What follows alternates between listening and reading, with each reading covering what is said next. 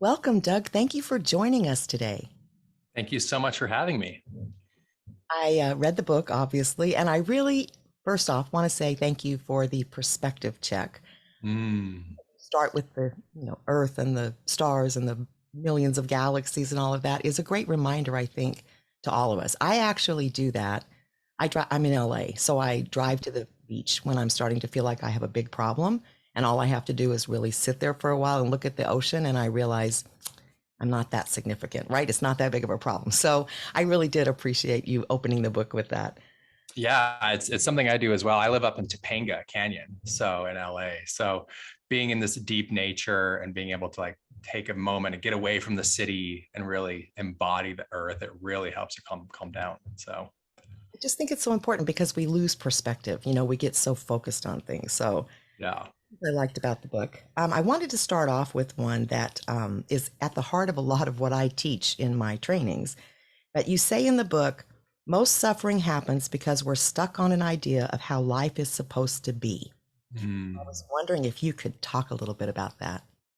Yeah, it's so fascinating to me because as I kind of went through my spiritual journey in 2017, I realized that majority of my suffering, the reason I was so angsty in my life was because I was trying to get a specific outcome that I thought was the right way, right?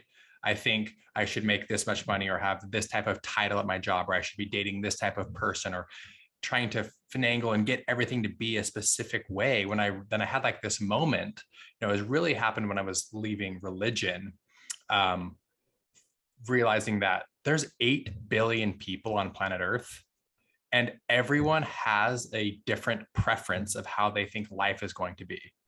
And so you put 8 billion people on planet Earth, and everyone tries to force and manipulate and angle their way into the world. And of course, it's just going to be a big mess, right? Because no one's going to get the right way. And, you see it really, we saw it really extravagantly during like the election, right? The right is convinced they're the right side, and the left is crazy, and the left is convinced that they're right, and the right is crazy. And you just have these moments of like, no one's crazy. But the reason we suffer internally is because we're trying to force and manipulate our belief system out onto the world. And when you really think about it, um, where did we learn our belief patterns? Well, there's so many different inputs: where we were raised, when we were raised, what part of the world we were in, what our teachers taught us, what our friends taught us. And no two people have the exact same experiences, which is crazy. And so we have all these incredible experiences through our lives that force and create an idea of how the world is supposed to be. And then we go out into the world, try and force and manipulate our way out into the world. And this is not going to work because there's too many of us and everyone has a completely different perspective. Absolutely. And along those same lines, you have a chapter called What's Your Story? And Mm, that our stories are what keep us from really, well, they also cause us a lot of suffering, but they keep us from reaching those depths of gratitude or awe or wonder about the miracle that we're even here and what goes on in life. And so I was wondering if you could talk about that a little bit. I know, and these are your words. I don't want people to think I'm being offensive, but you use your fat kid story yeah. Yeah. example of this. And so could you share a little bit about that? Yeah, totally. I think as I grow older and do more interpersonal work, I realized that almost every human being I've talked to at one point in their life had an experience, usually in their childhood, that was unfavorable. Um, and in a intense experience where they were bullied or teased or saw an intense experience, they created a story about why they're not good enough. That's usually what it boils down to. I believe I'm not good enough. And the way that happened for me was growing up, I was overweight, kind of a chubby kid. And I got teased on the playground for being overweight and being chubby. And I was in second grade. And I actually remember the memory, which is crazy. When you're 7 years old, to have a distinct memory on the playground, all those years ago, of a kid making fun of my shorts because I was wearing a size extra large. And this kid who made fun of me was a fifth grader, and I was in second grade, and he had the same brand of shorts on. He was a medium. He was a small, scrawny kid. And he's like, "You're only in second grade and you're wearing an extra large, you fatty." And in that moment, I created a story that I'm like, oh, something must be wrong with me. And because something's wrong, excuse me, because something's wrong with me, I don't fit in. I don't belong. And I'm the fat kid. And because I'm the fat kid, I'm not lovable. So because at my core root, I believed that something was wrong with me, I then had to find other ways to compensate to fit in. Right. And so that's when we start creating new identities of trying to fit our way in, because at our core, we believe that something was wrong with us. And, having this type of realization when it wasn't until I was almost 30 years old where I had this realization that I was like, wow, my whole life I've been trying to fit in because at the core, I feel like I'm unlovable.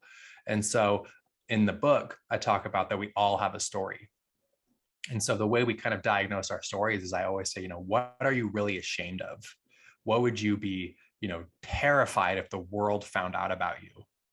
And that could be you think you're not attractive, you're ugly, you're fat, you've got substance abuse issue, a gambling issue, debt issue, whatever it may be. What are you trying to hide from the world? And diagnosing where that story actually began is the first step into freeing and healing that story. Absolutely. And the story making, which everyone does. I mean, I agree with you completely. Those Mhm. early stories stick and we don't even realize where it came from. But we also do it day to day. We see Mhm. something, and this kind of goes back to even what you're talking about with like the politics. We see something and we make up a story to fill in the blanks, and we don't realize we can change the story. So whether it's a long-term old story that's affecting how we feel about ourselves, or whether it's how we're perceiving the world in the moment, we can always change the story. And people are frequently surprised when I say, well, why don't you change the story? If they're upset about something, it's like, we're making it up. And I just don't think, I mean, and again, it's normal, but I just don't think a lot of people are aware that that's what they're doing. So very Yeah.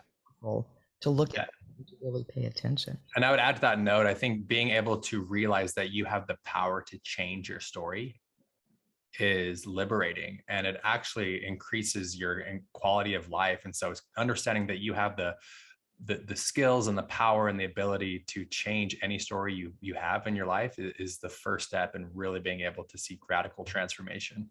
I totally agree. So you talk about filling voids through external sources in the book, and I was wondering if you could talk about why that's pretty futile. Yeah, I had a really interesting decade in my life, my 20s. Um, I got into a career that was 100% commission based sales. And I got really, really, really, really, really good at it and made a lot of money in my 20s, which was a blessing and a curse. And, by the time I was 24, I'd made $1 million. I was one of the youngest leaders at my company and was growing kind of this, what I believe to be like this empire. And when you make kind of that money in your 20s, I did what any normal 20-year-old male would do. And I spent it all. And I was buying $100,000 cars and traveling the world and sitting first class and I was a big sports fan.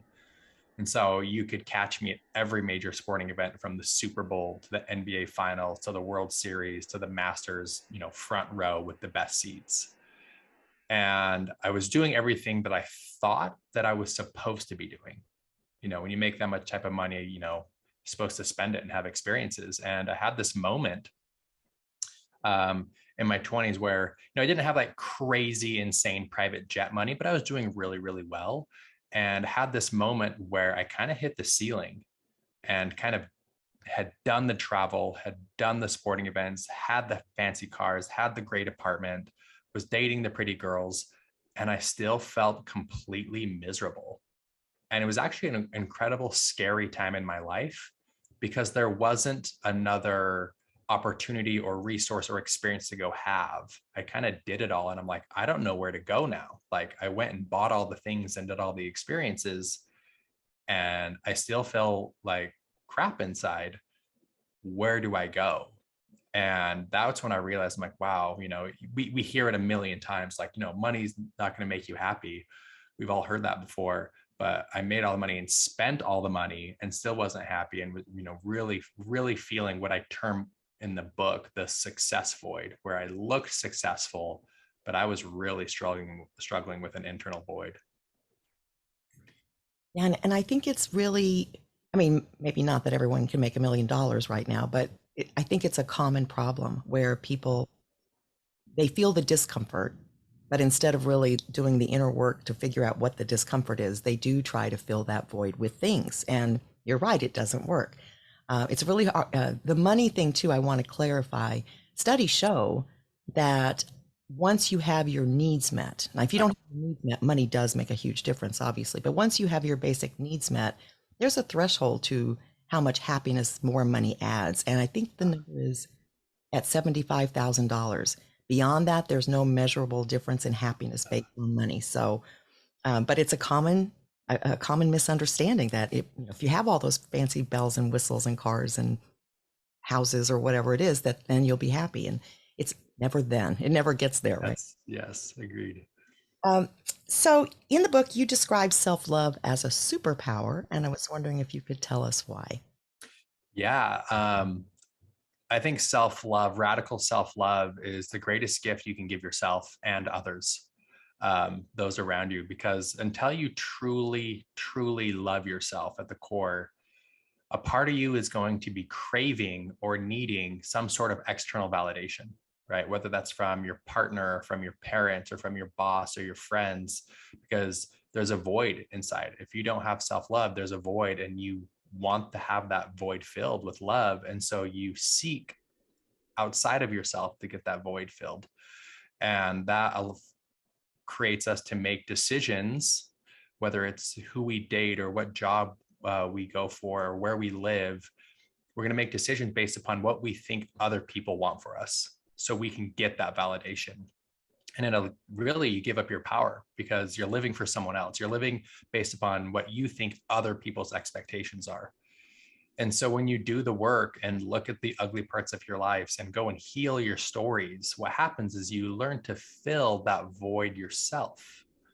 And when you truly learn to love yourself and fill that void, what happens as a byproduct of that is you gain this incredible confidence to do what you truly want to do. And the chains come off because you no longer need the validation. You'll always want external validation. I mean, external validation feels great and you'll always want it, but as long as you need it, you'll be at the mercy of other people. When you really, really, really love yourself, it gives you the confidence and the permission to show up as the highest version of yourself and pursue the things you truly want to, because you're doing it for you. It doesn't matter how it lands. It doesn't matter how well it's perceived. It doesn't matter what your boss or your partner or your friends think, because you're doing it for you. And when I truly, truly learned to love myself, that gave me the confidence and the permission to leave my old work, to start my new company, to move across the country, to finally have the courage to write my book, because I was so full of self-love that other people's opinions of it wasn't going to affect my work and my decisions. Yeah, and it creates an interesting upward spiral too, I think, because once you heal those stories, again, you've got to go back and get rid of those old stories that are causing you to misperceive who you really are. Yeah. Once you do that, and once you love yourself to the point that you don't really worry about what other people think, it opens up a million more possibilities, because now you're not afraid to take a risk because you don't care if other people see you fail. You know what I mean? So Right. it just, I don't know, it's like it is a super booster for sure. And on that too, what's really beautiful is you start attracting different community and different people, right? And the best thing I can do for you and anyone in my community is love myself, because now I'm able to show up for them. I'm not using other people to fix me. I can show up as a good friend or a good coworker, a good partner, and being able to vibrate with such love not only helps those around you, but you also attract new friends and new community, which is really powerful. Absolutely is. One of the things that I thought was interesting in the book is your description of your white rabbit tattoo. Mm. If you could share what that tattoo represents. I've got one tattoo right here on my shoulder. It was sparked from the idea from the movie The Matrix. And in the movie The Matrix, Neo, who's the main character, there's some weird synchronicities kind of happening in his life. And he's kind of curious of all these weird people coming in and out. And there's a scene in the movie where he's kind of asleep at his desk, and on his computer pops up the phrase that says, "Follow the white rabbit." And he's all confused. He's like, what does that mean? And then like shortly after, someone knocks on his door, and it's a group of friends going out to party, and they invite him, and he's like, no, I can't, have to work tomorrow. And then a woman in the scene leans in, and she has a white rabbit on her shoulder, a tattoo. So he's like, oh, maybe I should follow the white rabbit. So he decides to go out to the party where he meets this woman, Trinity. And, those that have seen the movie, he ends up taking the red pill and realizes, we live in a simulation, and it's a really, really fun movie. So I decided to get the white rabbit tattoo for myself because for me in my life, I've had so many incredible synchronicities. And I believe that life is always asking us to engage with it, whether it's people you meet and connections you have and ideas that are kind of sparked to you, whether it's through meditation. And when you kind of follow these clues or these breadcrumbs, follow the white rabbit, life will unfold in such a way that you can't possibly predict. And in my experience, it's always turned out 10 times better than I could have ever imagined on myself. So when I take the risk, when I go to the edge of the cliff and I'm going to leave my career or leave a relationship or move across the country, and I just jump into it and follow the white rabbit, the universe usually almost always blesses me more than I could ever imagine. And life turns out a lot better when you follow the clues of life. Yeah, I totally agree with that. And I believe that way myself. I just don't have the tattoo. But Yeah. if people paid more attention, they would see the synchronicities happening. They're Yes. not paying attention, or they think it's a coincidence, or they blow it off. Yeah. I never do. I'm very in tune with that. That And lean in. same thing. It's always led me in a great direction, or I've maybe gotten somewhere not the way I thought I would, but I eventually get there. So I really do try to live that way, and it makes life more fun, frankly. Way more fun. Mystery. Yeah. I always say you can't predict the path. You can have goals and things you want to accomplish, but the way you actually get there is never going to be how you plan. And it's always going to be left and right and up and down. But if you just lean in and follow the clues, you usually get to your desired destination, and it's better than you could have imagined.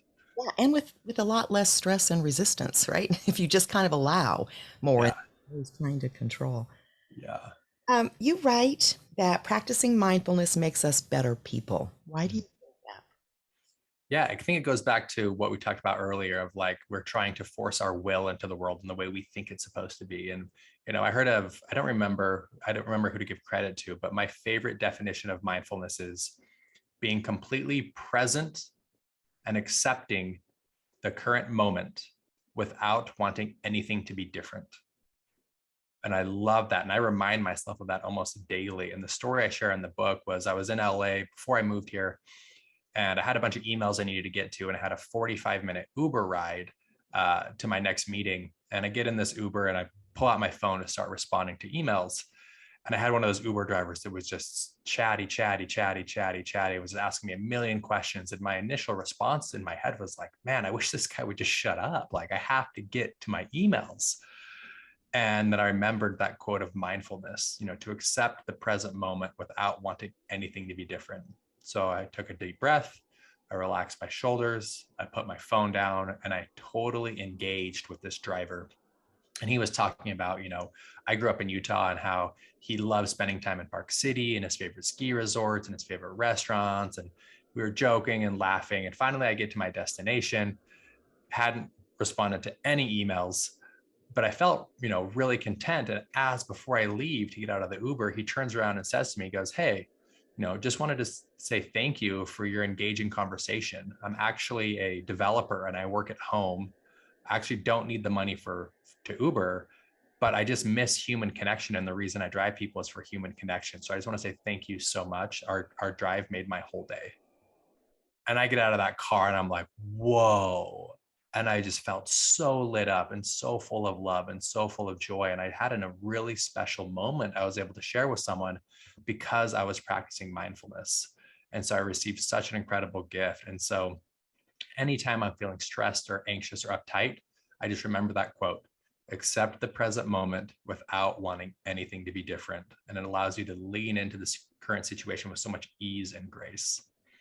Absolutely. And it again ties back to the stories we tell ourselves. Right. So if you're focused on the present moment, you're not making up a story. You're paying attention to what's really happening now. And it is a ton less stressful. Plus you can live life more. Um, well, let's see. I think next I'd like you to tell us about daily shifts. Yeah, the daily shifts is a mindfulness tool for busy people. And coming from my old work in my 20s, I was very much like grind, hustle, wake up super early, gym, work all day, like hustle grind, and wasn't taking any time for myself. And for those that do read the book, you'll see that I go on an incredible journey over multiple years and really dove into spirituality and self-development and mindfulness. And the gap that I saw in the marketplace was going from like a sales bro mentality to like a yogi. There's a big gap between those two worlds. And so the Daily Shifts is a product that I created to help bridge that gap and to make mindfulness tools and techniques more approachable.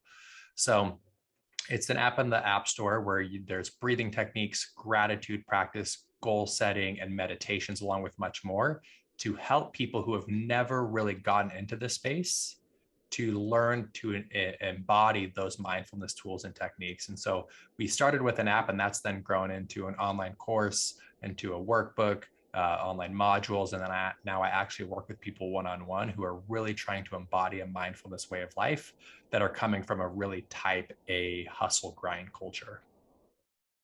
Well, it's definitely needed. Thank you. Right. Finally, no, I have two more questions actually. So one is, uh, you go into quite a bit of depth about your journey into psychedelics in the book, and psychedelics are a part of a lot of ancient traditions and rituals. And as you mentioned in the book, they're now a very sort of hot trending Yeah. experiment, exploration. A lot of people are looking into it for resolving a lot of different issues. And I do appreciate that you include in the book how important it is to be respectful and responsible should you take that path. But the question I have for you is, for those that maybe don't want to go that route, do you think people can access that feeling of oneness or connectedness or wholeness through meditation alone? Absolutely. Yeah, I think these states, I've always believed that the psychedelics medicines are shortcuts, you know, in a sense of I don't have to go meditate for 15 years, right, with the Buddhist monks. And you read some of these masters, ancient masters, and their takes on their transcendental states, and they're very similar to what you read about with people who have psychedelic experiences. So it seems like people are getting to the same states of consciousness. But yeah, psychedelics absolutely are not necessary to reach those types of experiences. And I just believe the reason it worked so well for me in particular was because I was so far off the path. Like I was asleep at the wheel. I wasn't even dabbling in meditation and mindfulness. So that wasn't even in my world. And I needed something to really shake me up, to really get me back on track. And so that's why psychedelics work so well for me, because meditating or yoga or mindfulness wasn't even in my worldview.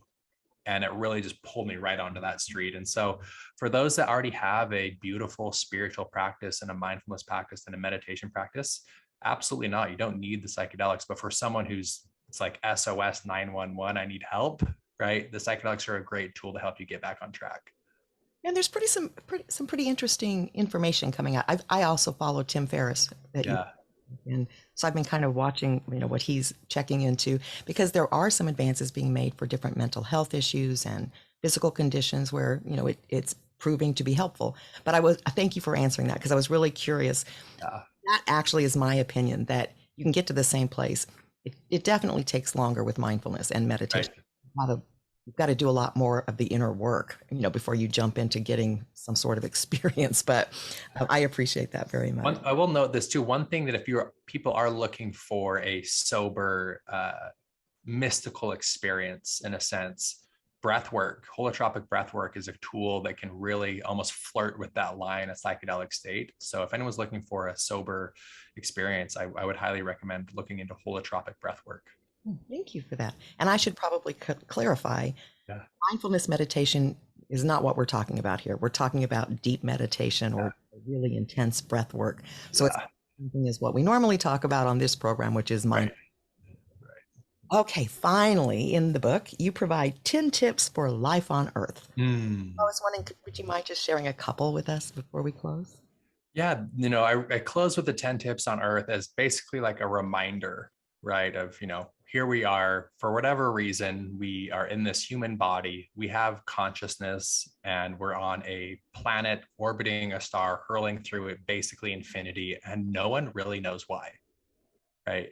And can we get back to our humanness and connection as a species? And so, one of the tips that I love, number one, is just to be human.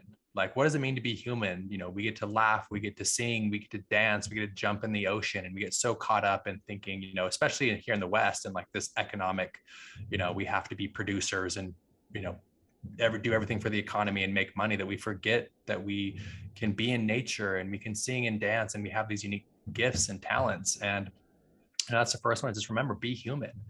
And I think it's really important that we celebrate each other, right? We celebrate our accomplishments, we celebrate our friendships, we celebrate, and we make time for experiences with one another and to catch up. And I really believe as humans, we're here to do two things, and that's to connect with one another and create relationships, friends, music, businesses, whatever it may be.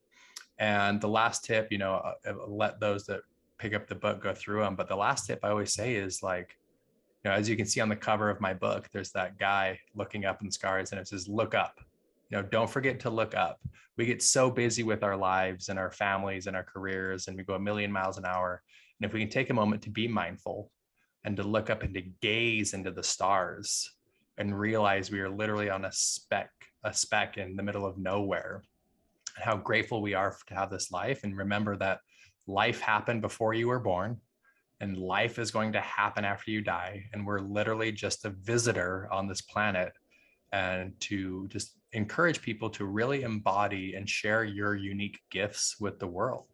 And that's what the world needs, is people who feel fully alive and are sharing their unique art with the world. And if you can do that, I think it can really bring a loving, enhanced experience to your life and to the world around you. I totally agree. I keep wishing I could figure out a way for everyone to be mindful, because I think it would solve the majority of our problems. But in the meantime, if it's one by one, we're still going forward, right? Well, thank you so much for sharing all of this with us today and for writing the book. And I will include, after we're done, the information of how people can get more information about daily shifts and the book and all of that, everything. Again, I thank you very much, and I really appreciate you sharing your wisdom. Thank you so much for having me.